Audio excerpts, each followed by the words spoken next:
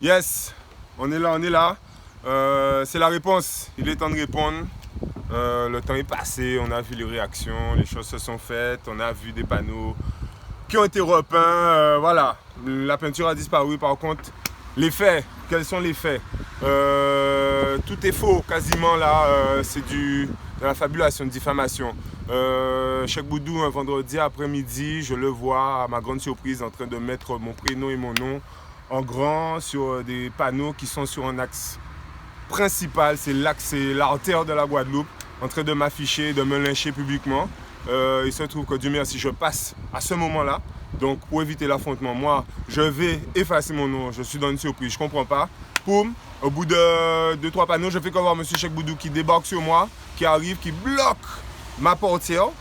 D'accord, côté conducteur pour m'empêcher. Donc on est sur la deux voies. Donc on commence à créer un bouchon énorme. Les gens ne comprennent pas ce qui se passe. Il arrive sur moi, j'essaie de garder une distance. Il arrive très énervé, violent. Il me demande à ce qu'on se batte. Il veut à tout prix qu'on se batte sur la deux voies. Il veut que tout le monde voit. Moi je lui dis on va de l'autre côté. Il est vraiment dans une hystérie incroyable. Donc il n'y a rien du tout. Il ne m'a pas attrapé en train de faire quoi que ce soit. Il ne m'a pas traîné à la police, les gendarmes. D'ailleurs les gendarmes ont dû être prévenus parce que c'était vraiment incroyable de troubler l'ordre public comme ça.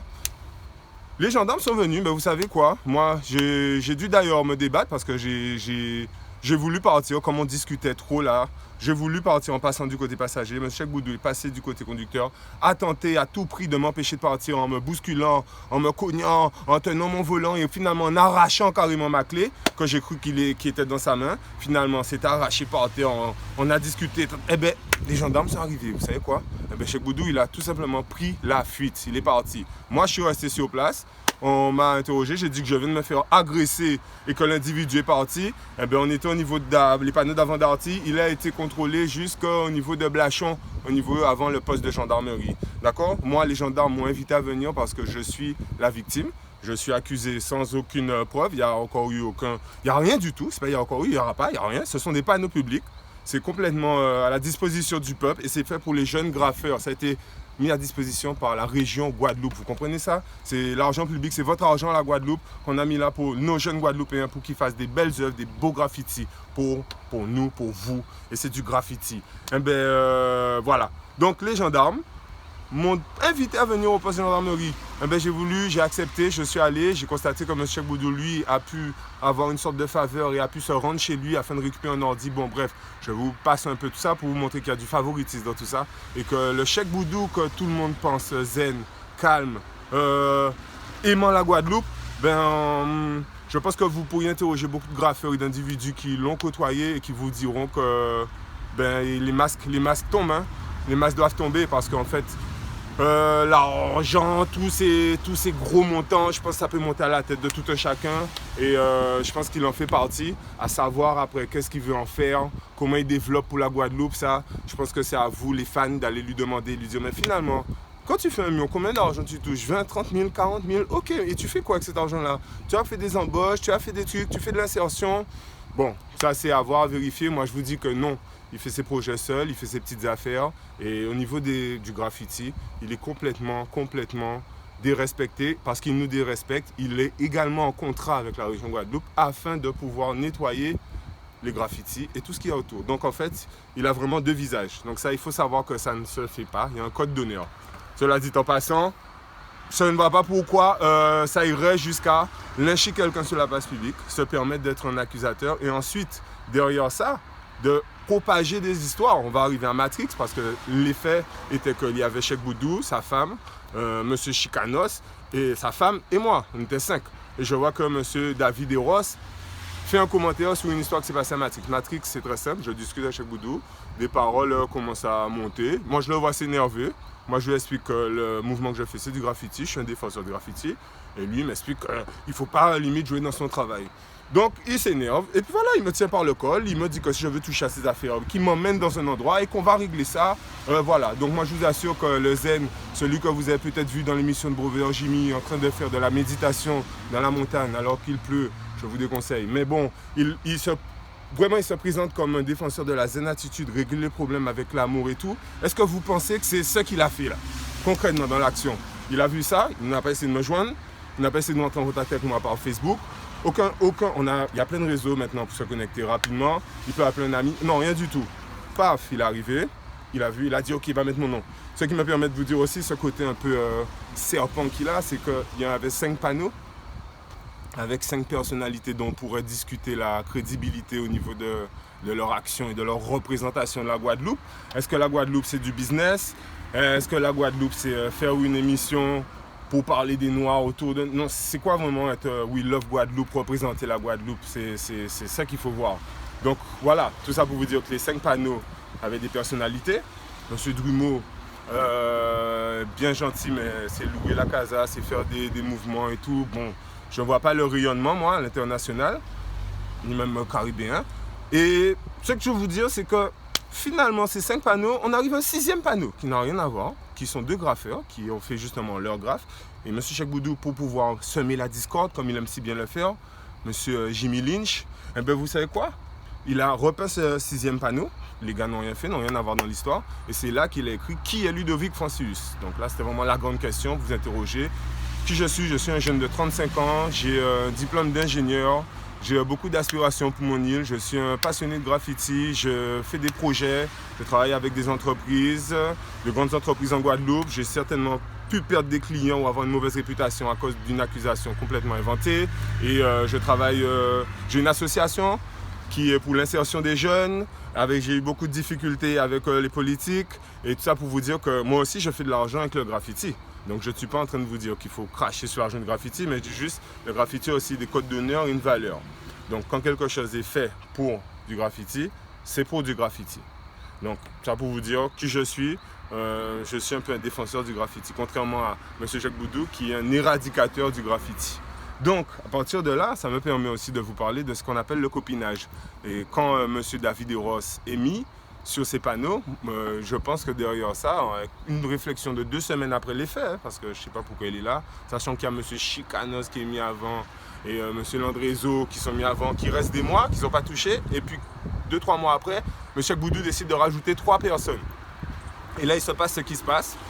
Les décisions sont prises, M. Eros est d'accord, il valide l'accusation en moins de 24 heures de M. Boudou et balance des faits sur Facebook, sur WhatsApp, avec photo à l'appui.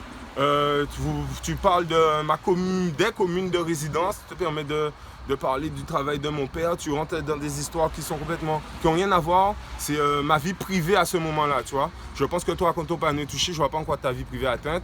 Et voilà, je vais te dire, on ne rentre pas dans ça. Je t'entends qui dit oui, est-ce que tu as pensé à ma mère ou quoi, non.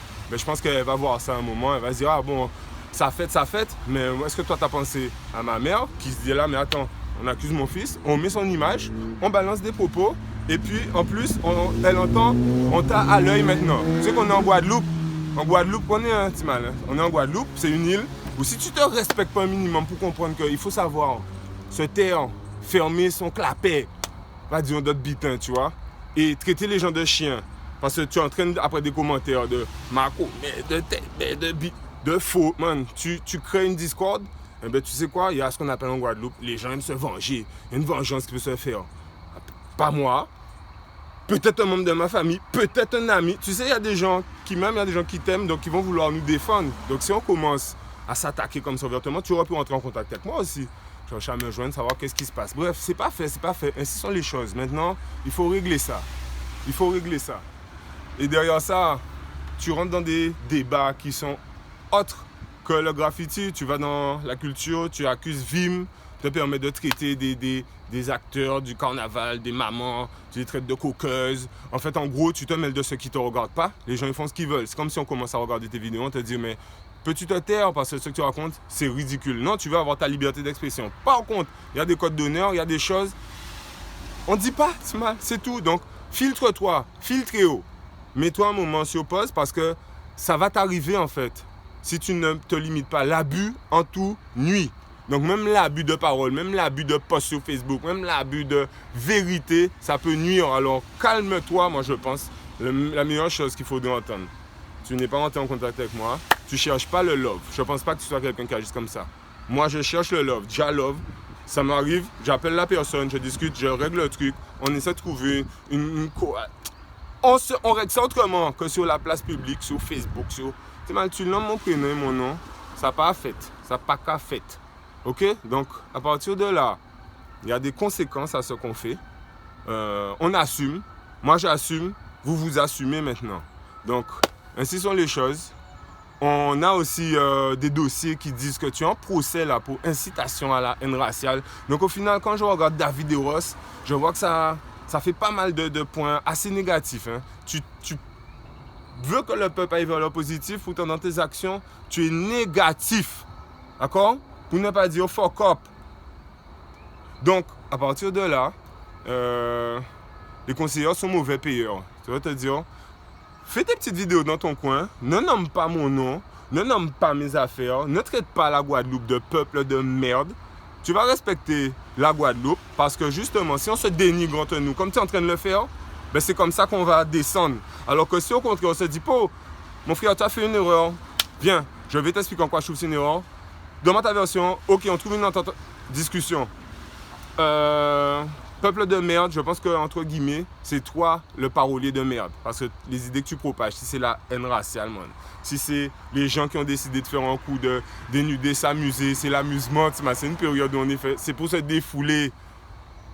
Tu les traites comme si c'était des quelconques dames qui n'ont aucune responsabilité, qui n'ont pas de famille et tout. Je pense que tu devrais redescendre d'un cran à l'intérieur de toi-même, voire même de plein crans. Restons humbles. Comme dirait Kendrick Lamar, reste humble. Et ce que tu m'as fait, graffiti, anonymat, on se tait. Je ne sais pas si tu connais Banksy. Ce que tu as fait à Banksy, je pense ce que tu as fait. Ce que tu aurais fait à Banksy, donner son anonymat, c'est un gars, il a fait toute sa connaissance de lui sur l'anonymat. Je ne sais pas si vous comprenez bien. Il a fait en sorte qu'on ne sache jamais qui c'est. Il a fait un buzz sur ça. Toi, regarde, je veux faire ça, tu tues mon buzz, tu voulais tuer ma carrière, comme dit VV Typical. Non, parce que là, je pense qu'il y a un débat qui est assez intéressant. C'est sur la culture, le graffiti. Et derrière ça, ça nous emmène sur les projets, l'argent, qu'est-ce qu'on fait et est-ce qu'on doit se balancer entre nous. Quel comportement, quel code d'honneur entre jeunes, Guadeloupéens, qui black, man, black, indien, n'importe quel. Il n'y a pas de truc de race là. Hein? Il y a comment on se comporte entre nous. Et c'est ça que tu vas comprendre dans le graffiti, à quel point c'est puissant ce truc-là. C'est qu'on s'intéresse à la production de la personne, son graphe. Après, c'est un gars, ouais, c'est un tueur ou quoi. Non, tu vas pas non plus forcément être en adoration, qui fait son truc. Mais s'il fait un beau graphe, tu vas dire, ouais, par contre, son graphe est beau. Qu'il soit hétéro, homo, chinois, tout. D'ailleurs, big up à tous mes crews. Big up, all is good crew. D'accord, du Canada. Big up, mon crew FLM. On est là. C'est l'Europe, c'est la France. C'est ça le graffiti, c'est un partage.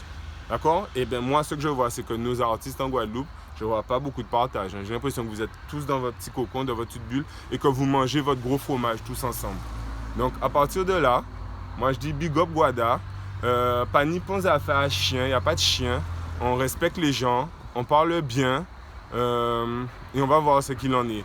Je veux en rien faire une vidéo trop longue. Tous les gens qui ont regardé, j'espère que vous allez regarder cette réponse aussi pour comprendre que tout ça c'est de la diffamation et des accusations. Cheikh Boudou avait déjà fait ça avec un jeune petit graffeur. Il avait déjà écrit son nom pour faire peur. Il veut nous faire peur. On n'a en rien peur.